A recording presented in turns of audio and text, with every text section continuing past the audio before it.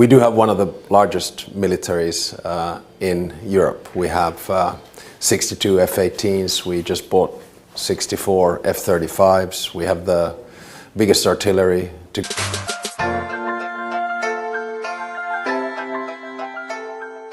Hello lovelies, you're welcome back to the channel. Today we're checking out another amazing video from Finland, and it is titled Finnish President urges strong NATO deterrence against Russia. It is always nice to see Alexandra interview. Whenever I say it, I know this man is full of wisdom. This man is smart, is brilliant, he's outspoken. I know I'm about to listen to someone with a lot of wisdom, okay? So I really can't wait to dive into this. Let's check this out. On an official visit to Berlin, Alexander Stubb, the President of Finland, met with German President Frank-Walter Steinmeier and with German Chancellor Olaf Scholz. In between official commitments, he took time to speak to Deutsche Welle about Finland's membership of NATO and about increasing security concerns in Europe against the background of the Russian attack on Ukraine more than 2 years ago. Let's hear what Alexander Stubb had to say. Your country has just been a member of NATO for just over a year, and you have a very long border, a frontline border, a NATO frontline border now with Russia. To what extent does this joining NATO increase security for Finland? After all, one could say you lived together with Russia in peace for many decades. Well, since the 1300s we've actually had 30 wars or skirmishes with Russia, so peace is a relative term if you look at the line of history. We do have one of the largest militaries in Europe. We have 62 F-18s. We just bought 64 F-35s. We have the biggest artillery together with Poland. We have missiles, air, land and sea. And as I always say, we don't have them because we're worried about Stockholm. We've always had them as a deterrent against Russia. What do we give? I think in NATO we are security providers rather than security consumers, and that's the reason why we're able to join NATO so quickly. Final point, we have doubled NATO's border with Russia, 1,340 kilometers of it, and we will do our parts as part of the alliance to fend off any Russian aggression. What is the situation on the border at the moment, also with regard to hybrid threats such as disinformation or bribery, spying? What's happening there at the moment in your relation with Russia? It's relatively calm. We don't see there being a direct military threat at the moment. At the same time, Russia is our #1 security threat. Why? Because it's waging two wars. One is kinetic in Ukraine and the other one is hybrid in Europe.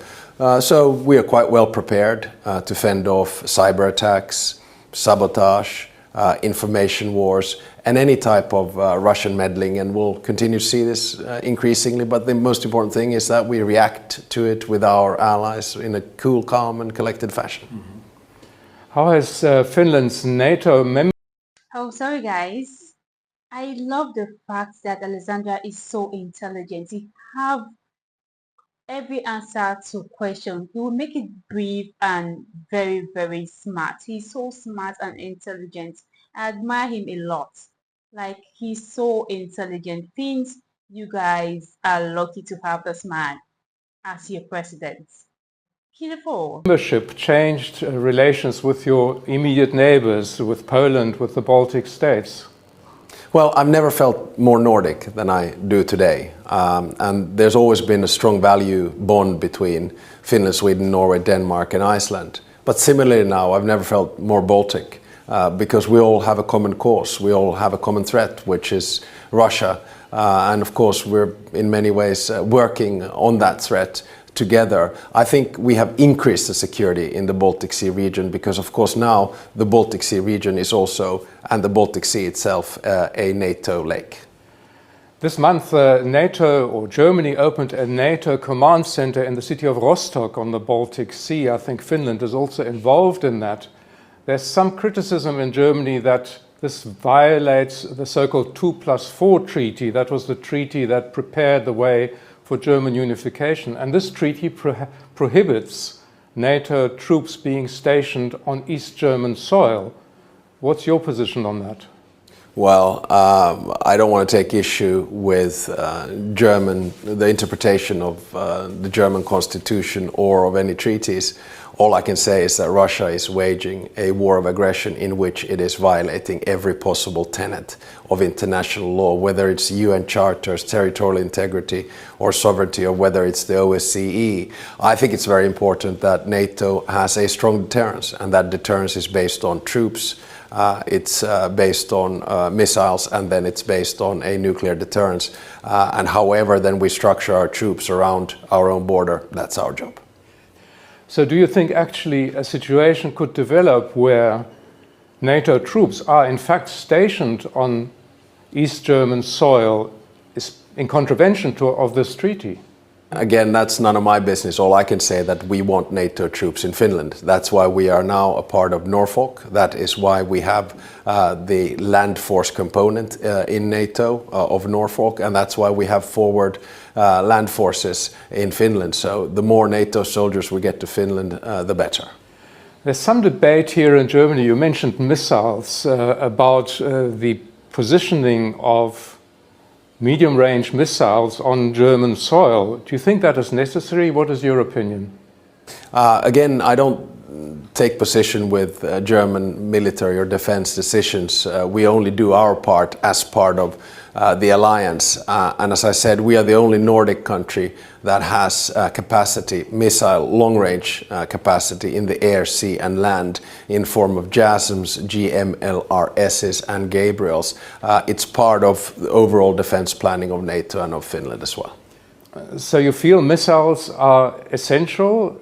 These kinds of medium-range missiles are necessary? For Finland it is, certainly, because we have to understand that Russia is a security threat, and we need to have the capacity and the operative capacity to stave off that possible security threat. And everything begins from deterrence, where you have a clear message that, look, this is how much troops we have, these are the types of missiles we have, there's no point in even trying to come in our direction. Germany and many other countries are scrambling to beef up their security faced by this threat from Russia. But I think in your... Honestly, Alexander is one politician to admire. He's well informed. Like, this guy is really, really smart. And that is the reason why Finland is developed. It is, as small as Finland is, Finland is bigger than so many other countries. I mean, with this kind of intelligent president, why wouldn't there be growth? Why wouldn't there be growth? I admire him a lot. Like, I always look up to his interview. Whenever I see his video, I will want to watch. I take interest in it because this man is very, very intelligent. Okay, this is a very beautiful one. I admire him a lot. Guys, let's get back to it.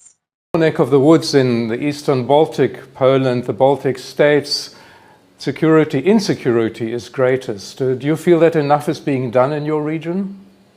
Well, definitely. You have to remember that Finland has obligatory military service. We have one of the largest militaries in Europe, and one of the reasons we actually built it up was that we were not members of the alliance, so we had to fend it off for ourselves. So in that sense, I would rest assured and sleep my nights quite well in the other allied countries that Baltic Sea security and northeastern security in Europe is in good hands right now with Finland. The United States are by far the most important partner of NATO, and there's some doubt or some insecurity about what might happen with NATO after the presidential elections in the United States in early November. Do you think we need to worry about that? No matter who is elected, whether it's Donald Trump or Kamala Harris, the United States has one aim, and that is to be a superpower. And if you want to be a superpower, and if your nemesis is China, you need allies. And 50, or roughly 40, between 40 and 50 of those allies come from Europe. So it's 25% of the world's countries. It is a values-based and an interest-based alliance, and the United States will not be able to afford to lose Europe. So you're saying no need to worry? in foreign policy, nothing is constant. You have to worry every day, because if you don't worry, you're not prepared. And that's what happened post-Cold War. People were not prepared. We drove down our ammunition, we drove down our weapons, we drove down our military in this sort of belief that history had ended. So you always have to be prepared, you always have to be a little bit worried. But as I always say, act in a cool, calm and collected fashion. The European Union has been talking for decades about its own security structures. You yourself have been involved in EU policy for many years in the past. There is a lot of pressure now with facing the threat from Russia and Ukraine. Why is this not progressing? Why is nothing happening there? Well, Europe has many tenets of security. It has, I think, both soft power and smart power. When it comes to European defense, I don't think there should be any overlapping systems between NATO and the EU, because, of course, we have memberships which go hand in hand. But there are a lot of things that Europe can do. It can, for instance, focus on investment on defense industry. It can make sure that nationally each country has capacity to maintain its security, but all this talk about some kind of a European army or something like that, I don't believe in that. But there does seem to be more urgency in all of this because of the situation in Ukraine, doesn't there? Definitely. I think that's overall. So you should split it into NATO, the EU and national. And I think what we're seeing right now is a revamp of the defense forces and defense capacities of all European states. And there's a good reason for it. And that reason is Vladimir Putin and the Kremlin and Russia. So how do we get out of all of this? What is the chance of finding peace with Russia? Well, I think there's a window of opportunity after the US elections and before the inauguration of the next President of the United States. That is why Ukraine has put forward both a 10-point peace plan and a victory plan. And I hope that this will set in motion some kind of a discussion for an ultimate peace deal between Ukraine and Russia, because this war obviously can't go on forever.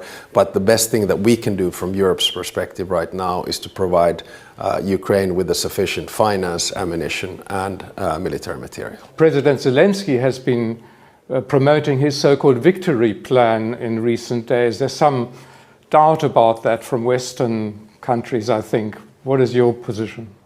Well, probably has many meanings. I mean, one is to say that they want an invitation to NATO, which I think is a good message. At the end of the day, Ukraine will be a member of NATO. When, we don't know, but that invitation will have to be imminent. Secondly, his message is that he needs weapons and he needs no limits with the use of those weapons. And Finland has put no limits to the weapons that Ukraine can use coming from Finland.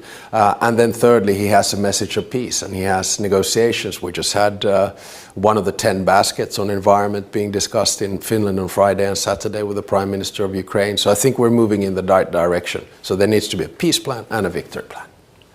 President Stubb, thank you very much for talking to DW. Wow, that was an amazing one from President Alexander Stubb. Man, this guy is intelligent. He answers every question briefly and in a very beautiful way, in a very smart way. Meaningful question, meaningful answer. I mean, I admire him so much. I always pick one or two things whenever I watch his interview. He's very well informed. He's well informed. He is very, very intelligent. I mean, this is very beautiful. He's super intelligent. I will say that 1,000 times, and I admire him a lot. I so admire him. He's one politician to admire, like one politician in a million. Okay, guys, let me know what you feel about this. Okay, and please let there be peace. Let there be peace in these countries. Like, let there be peace. Let's come together as one, guys. Let's come together. Preach. Let there not be war. We don't need war. Let there be peace, please. I pray peace reigns among you all, okay? I just pray peace reigns. You all amazing people. Come together as one again. So guys, do let me know what you feel about this particular one on the comments, okay? And also do well to share this video. Give this video a thumbs up and alright. And do well to recommend something else for me to check out. I would really appreciate it. See you all on my next one and bye for now.